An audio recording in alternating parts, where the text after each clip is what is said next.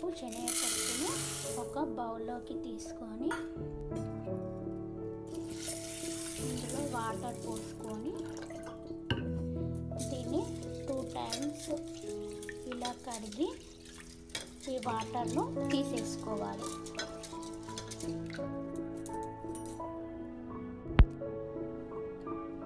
ఇప్పుడు మళ్ళీ ఈ పప్పులో వాటరు బౌల్లో సగం వరకు పోసుకోవాలి. పోసుకొని ఒక 10 మినిట్స్ పక్కన పెట్టేసుకోవాలి. 10 మినిట్స్ తర్వాత ఈ బౌల్ను స్టవ్ పైన పెట్టేసుకొని స్టవ్ ఆన్ చేసుకోవాలి. మీరు ఒకవేళ కుక్కర్లో పెట్టుకుంటే 3 విజిల్స్ వస్తే సరిపోతుంది. ఇందులో పప్పు కొంచెం మెత్తగా అయ్యేంత వరకు బాయిల్ చేసుకోవాలి. పప్పును బాయిల్ అవ్వనివ్వాలి. పప్పు బాయిల్ అయ్యే లోపల ఒక మిక్సింగ్ బౌల్ తీసుకొని నేను 1 కప్పు శనగపప్పు తీసుకున్నా కాబట్టి 1.5 కప్పు గోధుమ పిండి తీసుకుంటున్నాను.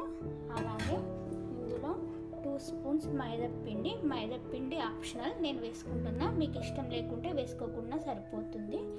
దీనిని బాగా మిక్స్ చేసుకోవాలి. మిక్స్ చేసుకున్న తర్వాత 1 స్పూన్ నెయ్యి వేసుకోవాలి. నెయ్యి వేసుకొని దీన్ని మిక్స్ చేసుకొని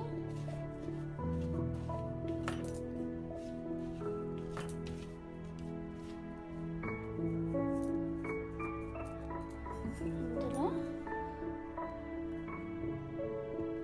కొన్ని వాటర్ పోసుకుంటూ చపాతీ పిండి కన్సిస్టెన్సీ కంటే కొంచెం మెత్తగా చేసుకోవాలి. మరీ ఎక్కువ మెత్తగా కాదు, కొంచెమే మెత్తగా చేసుకోవాలి.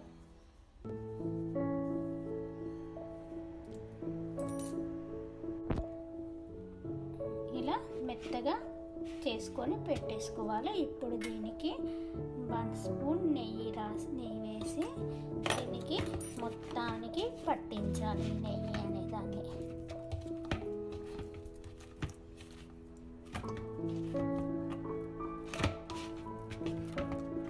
ఇప్పుడు మూత పెట్టేసి పక్కన పెట్టేసుకోవాలి.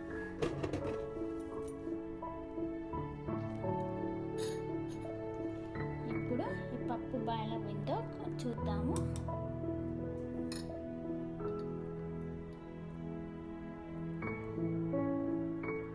చూడండి, ఇలా ఒత్తితే మెత్తగా అవుతుంది కదా, సో సరిపోతుంది. ఇప్పుడు స్టవ్ ఆఫ్ చేసేసి ఇందులో నుండి వాటర్ తీసేసుకుందాం.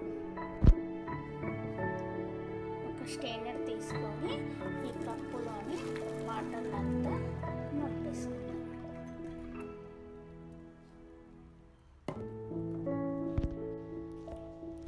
ఇప్పుడు దీన్ని ఒక 5 మినిట్స్ చల్లారనివ్వాలి.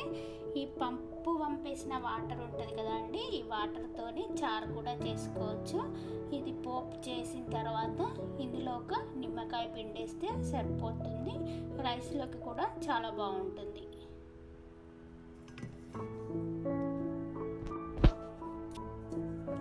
ఇప్పుడు చల్లారిన పప్పును మిక్సింగ్ బౌల్లోకి తీసుకొని మిక్సీ పట్టేసుకోవాలి.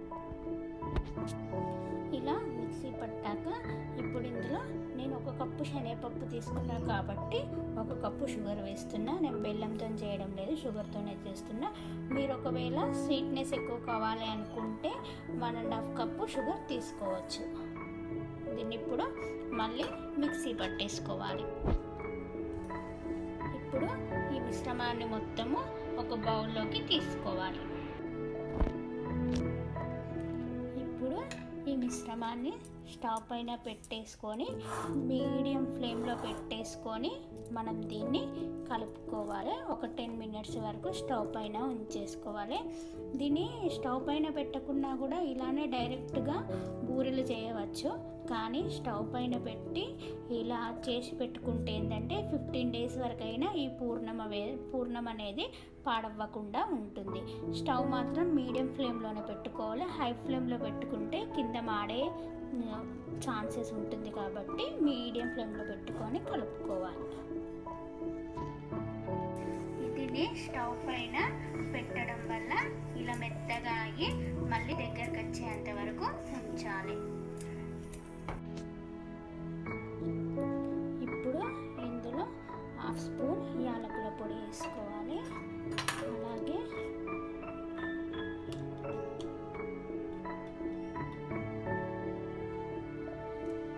2 స్పూన్స్ నెయ్యి వేసుకొని దీన్ని మళ్ళీ ఒకసారి 2 స్పూన్స్ వేసాను నెయ్యి.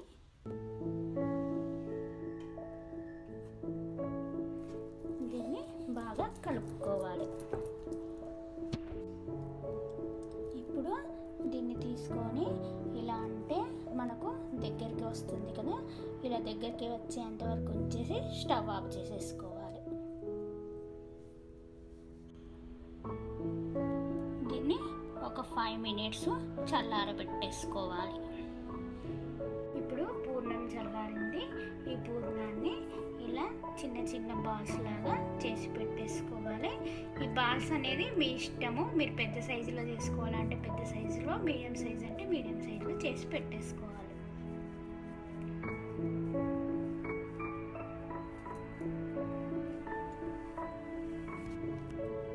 ఇలా బాల్స్ చేసి పెట్టేసుకోవాలి. నేను ఇప్పుడు ఈ పూర్ణాన్ని చక్కెరతో చేశాను, చక్కెరతో చేసినా కూడా బాగుంటుంది.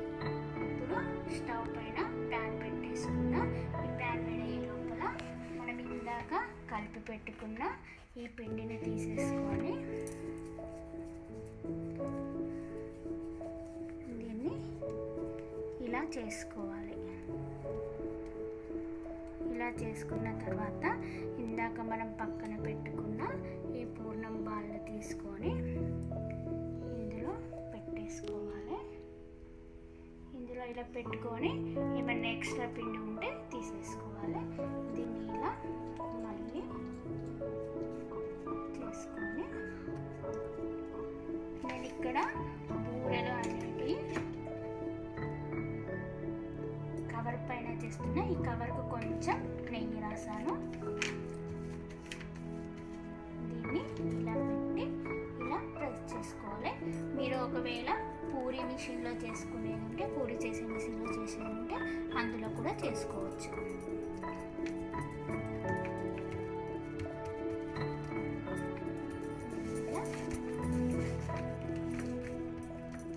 మెల్లిగా చేసుకోవాలి.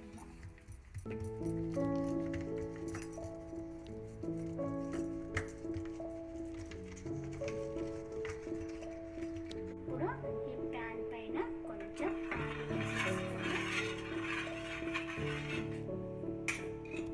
ఈ స్టవ్ పైన కొంచెం నెయ్యి వేసుకొని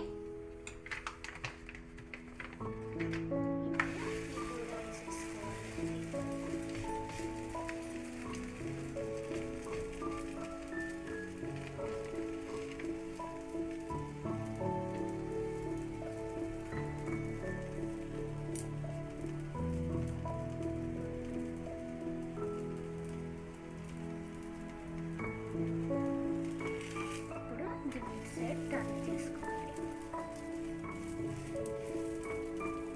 టర్న్ చేసుకున్న తర్వాత మళ్ళీ కొంచెం నెయ్యి అప్లై చేసుకోవాలి.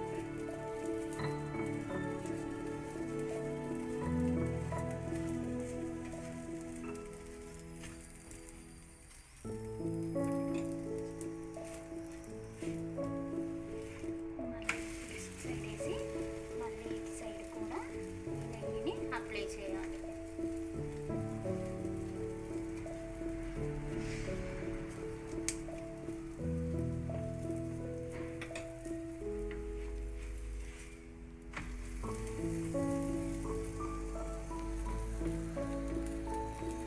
చూడండి, ఇప్పుడు ఇది గోల్డెన్ బ్రౌన్ కలర్ వచ్చింది కదా, బాగా కాలింది అన్నట్టు. ఇప్పుడు దీన్ని తీసుకొని ప్లేట్లోకి వేసుకోవాలి. ఇప్పుడు మళ్ళీ కొంచెం నెయ్యి వేసి మళ్ళీ వేస్తున్నా. ఈ కూరలో నెయ్యి వేసుకొని చేయడం వల్ల టేస్ట్ అనేది చాలా బాగుంటుంది.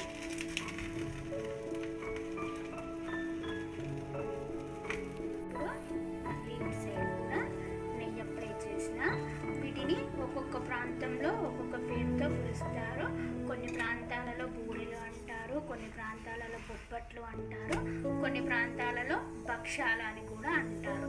ఇలా ఒక్కొక్క ప్రాంతంలో ఒక్కొక్క పేరు ఉంది. మళ్ళీ ఇటు సైడ్ కూడా నెయ్యిని అప్లై చేస్తున్నాం. ఇప్పుడు దీన్ని కూడా ప్లేట్లోకి తీసేసుకుంటాం. యమ్మీ యమ్మీ బొబ్బట్లు రెడీ. మీకు కనుక నా వీడియో నచ్చినట్లయితే లైక్ చేయండి, షేర్ చేయండి, సబ్స్క్రైబ్ చేయండి. Thanks for watching my channel.